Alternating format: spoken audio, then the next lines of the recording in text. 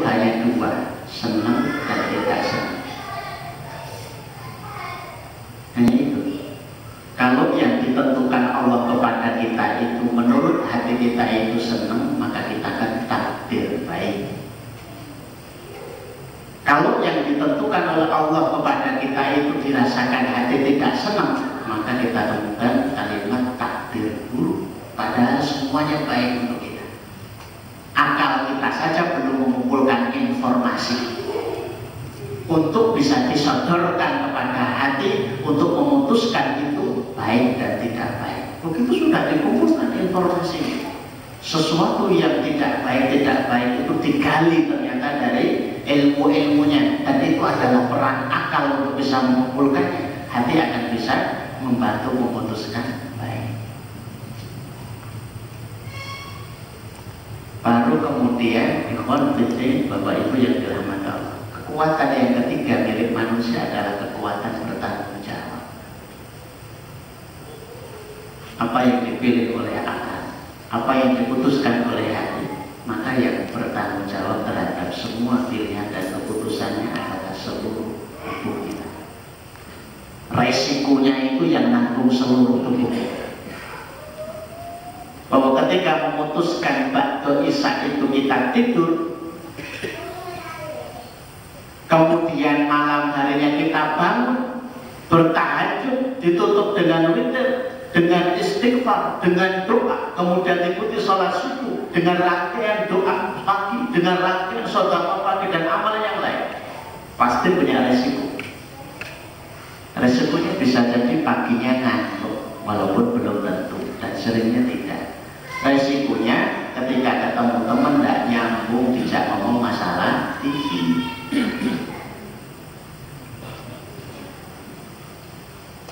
Ketika temannya itu cerita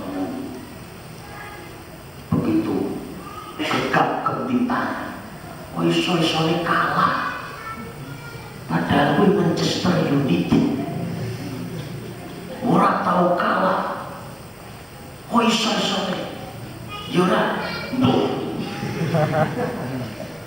tapi delok orang di TV duwe lho kok ora delok TV ora gelem delok aku, bagaimana aku delok TV. Setiap hari kita berhadapan tiga hal ini.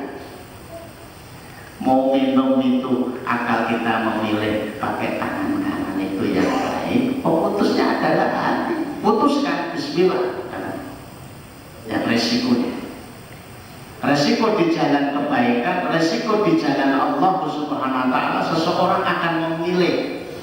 Setelah dipilih resikonya dan diketahui informasi tentang resiko itu oleh akal, dia akan diputuskan oleh hati, dan yang nanggung adalah seluruhnya.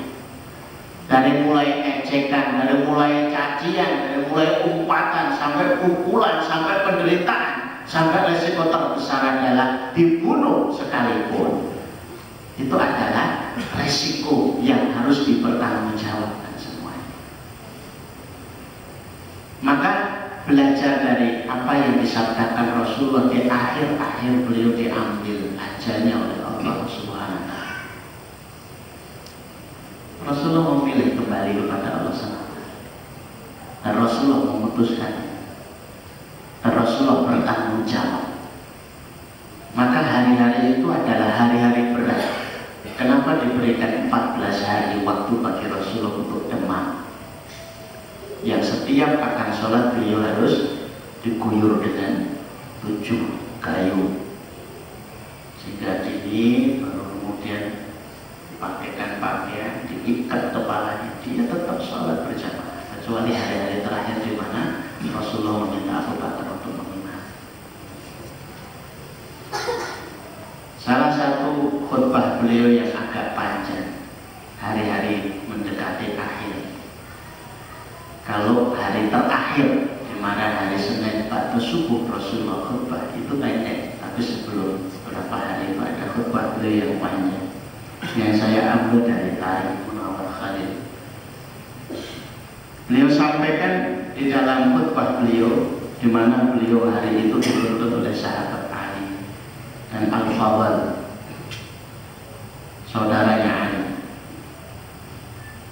sampaikan ayyuhan nas, wahai seluruh manusia, balagani anakum takhafuna min mautin nabiyyikum.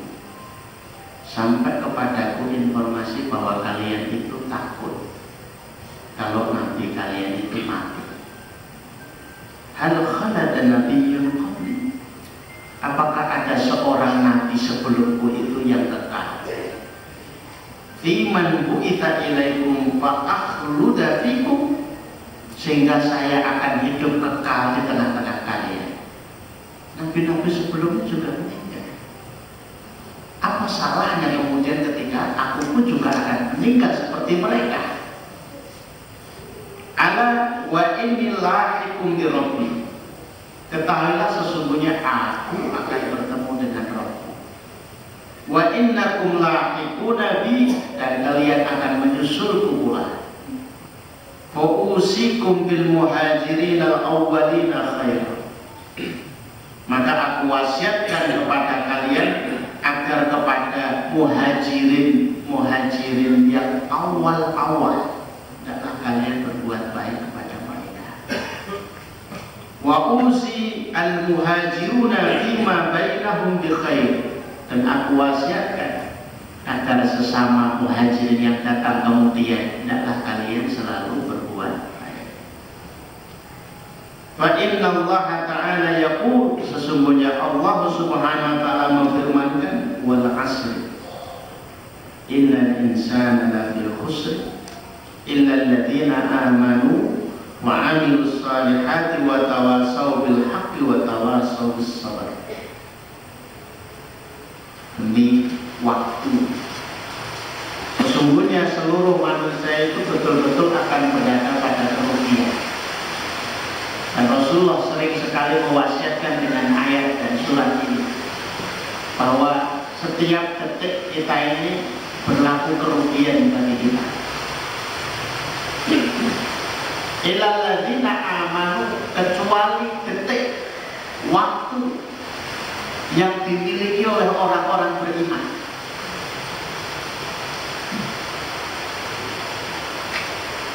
Ada detik-detik yang dimiliki oleh orang-orang dalam kondisi saat itu tidak beriman. Wala yu'minu as-sariqu hina yasriqu wala yasriqu as-sariqu hina yusriqu fahuwa. Seorang pencuri ketika mencuri pada saat itu dia dalam keadaan imannya terlepas. Kemudian bertaubat dipakai. Pada saat berzina, maka pada saat itulah imannya terlepas sampai dia dikenakan kembali pakaian.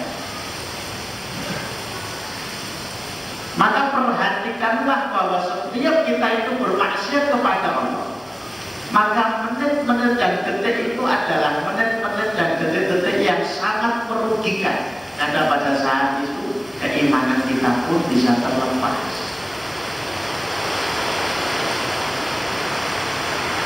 Innalladzina amanu, detik-detik dan menit-menit yang dimiliki oleh orang beriman adalah detik-detik yang menguntungkan,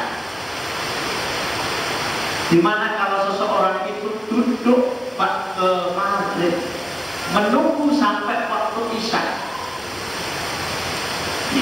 Allah sudah menghitung secara global, semuanya dihitung sholat. Menunggu sholat kepada sholat selanjutnya dihitung sholat. Man kharaja fi talabil ilmi, siapa yang keluar dari rumahnya itu niatnya adalah talabul ilmi, wa huwa fi sabilillah, dihitung fi sabilillah, hatta yarji'a, sampai dia kembali lagi.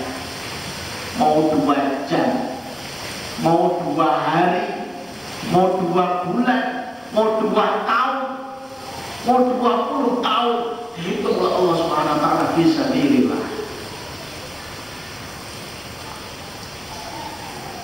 Seseorang yang taat kepada suaminya, seorang istri, maka dalam ketaatan tadi dia dipahalai terus.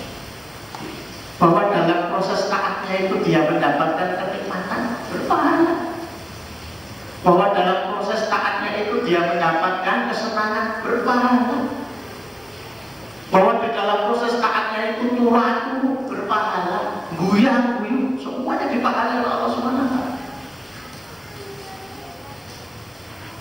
dia di dalam keadaan dia bermaksiat, maka detik demi detik yang dilaluinya, dan saya sebut detik agar kita perhatikan bagian terkecil dari waktu yang kita miliki, semuanya adalah dosa. Walaupun kita dalam kondisi menderita, lebih parah lagi, sudah menderita, detik demi detiknya dihitung dosa. Walaupun senang juga dihitung dosa. Ketaatan kepada seorang pemimpin yang saleh, yang mukmin, yang mengajak kepada kebaikan, maka semenjak dia mengikrarkan diri untuk taat, semenjak itulah dia dihitung. Itulah sebabnya kenapa Rasulullah SAW menekankan kalau dua orang bepergian, tidak ada pilihan kecuali harus memilih salah satu yang jadi pemimpin. Kenapa?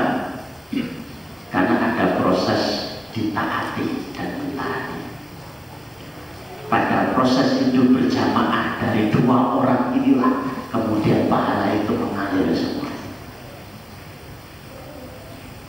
Bahwa dalam proses sholat berjamaah itu ada yang menjadi imam, ada yang menjadi makmum. Siapapun yang jadi makmum, bukan semata nilai imamnya dan siapa yang dimakmumi, tapi proses sholat berjamaah adalah proses di mana seseorang berada dalam ketaatan kepada Allah. Maka setiap yang terjadi di situ menjadikan kesempurnaan di hadapan Allah Subhanahu wa amilus shalihat, dan orang-orang yang beramal saleh adalah orang-orang yang tidak merugi. Wa tawassaw bil haqqi, dan orang-orang yang selalu menasihati kepada kebenaran, dan orang-orang yang selalu menasihati kepada kesabaran. Ternyata 4 hal ini termasuk nasihat yang diulang oleh Rasulullah SAW kepada para sahabatnya dengan begitu pentingnya disampaikan. Kalau tidak diperhatikan betul, kalau bapak sudah tidak mau menasihati istri dan anak-anaknya, bersiap-siaplah panjenengan menjadi keluarga yang meluncur di jurang kerugian. Kalau ibu sudah tidak mau cerewet, aku wis kesel ngomongin gue kabeh dengan anak-anakku. Mulai saat ini aku akan membisu. Rugi.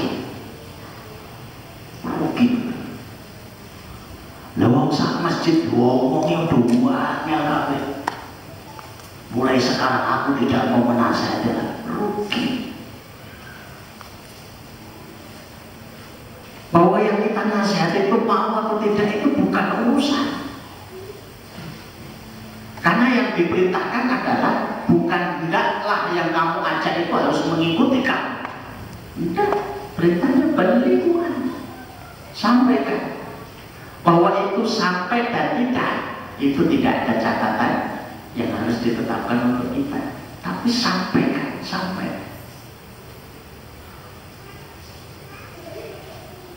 Kalau sudah tidak mau menasihati dalam urusan untuk sabar menetapi jalan Allah, kita akan meluncur dengan drastis dan derasnya itu menuju jurang kerugian. Kalau kita tidak mulai membuat cara-cara, media-media, sarana-sarana untuk membangun tawasau bil haq dan tawasau bis sabr,